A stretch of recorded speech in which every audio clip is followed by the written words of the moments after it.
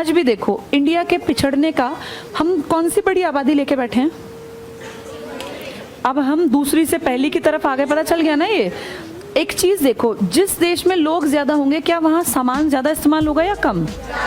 अब तुम्हारा एक छोटा सा एग्जांपल है, तुम्हारे देश में टीवी है या रेडियो है या माइक्रोवेव अवन है या तुम्हारे देश में बेड इस्तेमाल होते हैं, चारपाई इस्तेमाल होती है, पंखे इस्तेमाल होते हैं, नॉर्मल चप्पल इस्तेमाल होती है, जूते इस्तेमाल होते हैं। ये दुनिया में सबसे ज्यादा इस्तेमाल होंगे ना, क्योंकि जहाँ लोग ज्यादा है वहाँ। अब जिसकी आबादी 50 लाख है तो वहाँ 50 लाख जूते तो बनेंगे, उससे ज्यादा का क्या करेंगे। आपकी आबादी है 150 करोड़ के इर्द गिर्द में, क्योंकि 121 तो अब तब थे 10-11 साल पहले।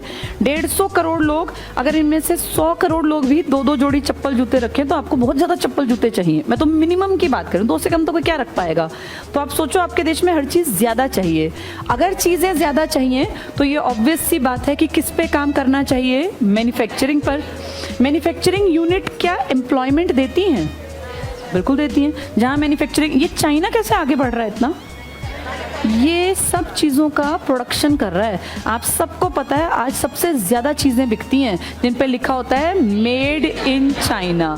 ये चाइना दिन रात जो आगे बढ़ रहा है ना, इसने अपने इंफ्रास्ट्रक्चर में इतना ज़्यादा डेवलपमेंट कर लिया, इसने कनेक्टिविटी बना रखी है अपने पूरे देश में, और इसने हर आदमी को काम पे लगा रखा है। जैसे हम लोगों के यहाँ आबादी बहुत बड़ी है, आबादी को नेगेटिव ना देख के अगर हम हर आदमी पे काम करके और उसे ह्यूमन रिसोर्स बना दें।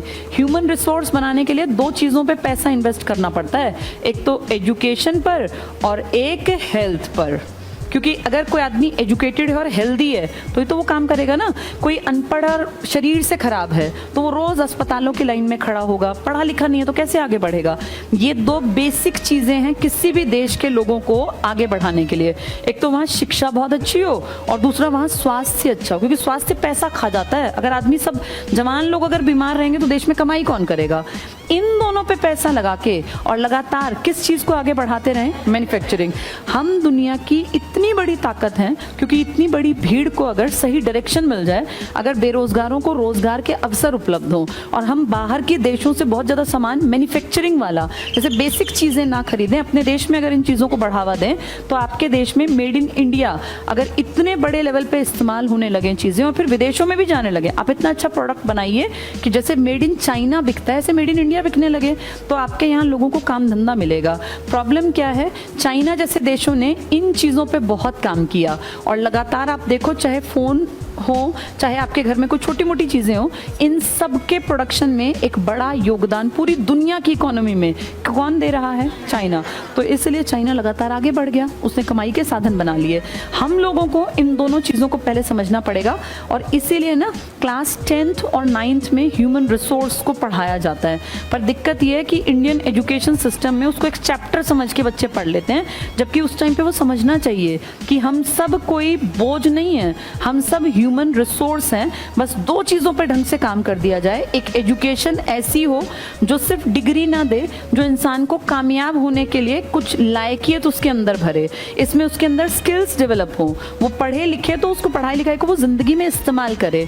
इंडिया में क्या दिक्कत है, लोग बीटेक कर जाते हैं पर उस बीटेक का पूरी जिंदगी को इस्तेमाल नहीं कर पाते। उन्होंने उसमें 10-15 लाख भी लगा दिए, उनके टीचर्स ने उनसे प्रोजेक्ट्स भी बनवाए, असाइनमेंट्स भी काम करवाया, लेकिन वो निकला कुछ नहीं।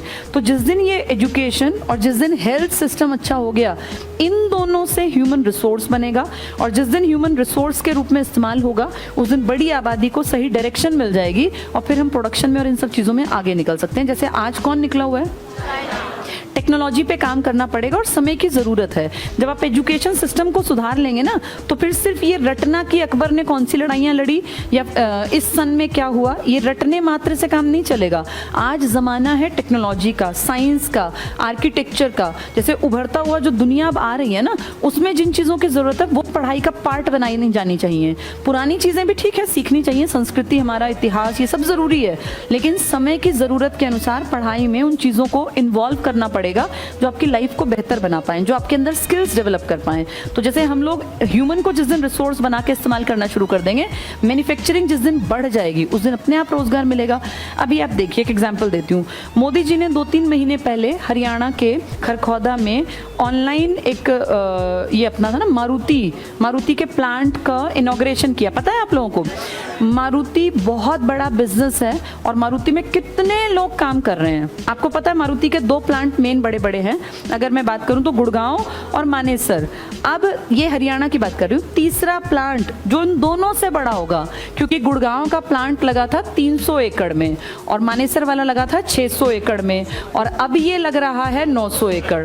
तो आप खुद सोचो 900 एकड़ के प्लांट में जब पूरा वो काम शुरू हो जाएगा, कितने सारे वहाँ सिक्योरिटी गार्ड, कितने सारे मैनेजर, जनरल मैनेजर, पता नहीं कितने लोग, कितने काम करने वाले लोग। तो एक इतने बड़े जगह पे जब ये सब डेवलप होगा तो क्या यहाँ पे एम्प्लॉयमेंट के अवसर निकल के आएंगे? बड़े लेवल पे रोजगार नहीं डेवलप होगा, और जहाँ बड़े लेवल पे रोजगार होगा वहाँ लोग बस जाएंगे, और जहाँ लोग बस जाएंगे वहाँ दुकान भी खुलेंगी, वहाँ अस्पताल भी खुलेंगे, वहाँ पूरा शहर डेवलप होगा, वहाँ स्कूल बनेंगे, वहाँ आवाजाही होगी, वहाँ रिक्शा भी चलेंगी, वहाँ पूरा मार्केट डेवलप होगा। तो आप खुद सोचो एक छोटी सी चीज़ अगर सही दिशा में काम करे तो एम्प्लॉयमेंट का अवसर बढ़ते बढ़ते बढ़ते पूरा आने वाले 5-10 सालों में तुम देखोगे इसकी तस्वीर बदल जाएगी।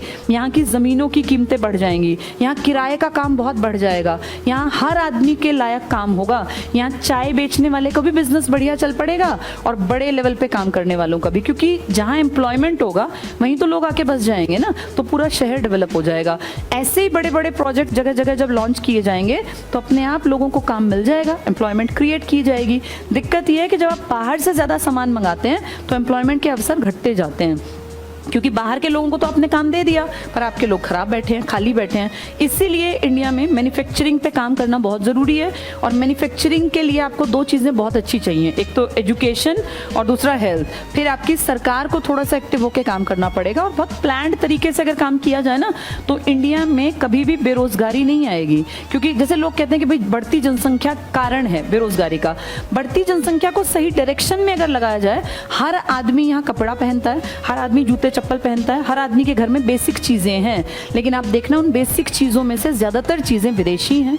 मतलब गरीब आदमी के पास भी आप मार्केट में जाते हैं कपड़े लेने तो भी आप देखोगे कि बाहर से कपड़ा आ रहा है कितना ज़्यादा, जबकि हम उस देश में रहते हैं जिनका कपड़ा कभी यूरोप वाले मतलब शो ऑफ करने के लिए पहनते थे कि ये कपड़ा इंडिया से आया। ये बातें मैंने अपने मन से नहीं बनाई।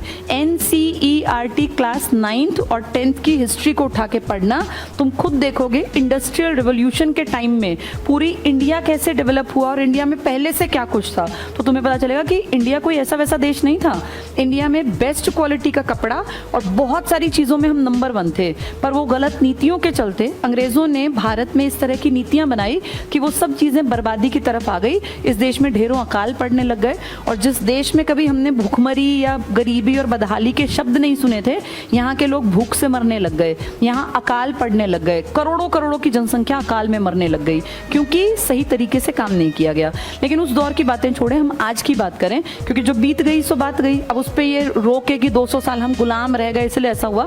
आज के सिनेरियो में अगर देखें तो अब सच में वापस जरूरत है मैन्युफैक्चरिंग को बढ़ाया जाए, हेल्थ पे काम किया जाए, एजुकेशन पे काम किया जाए, तब इकोनॉमी आगे बूस्ट हो सकती है।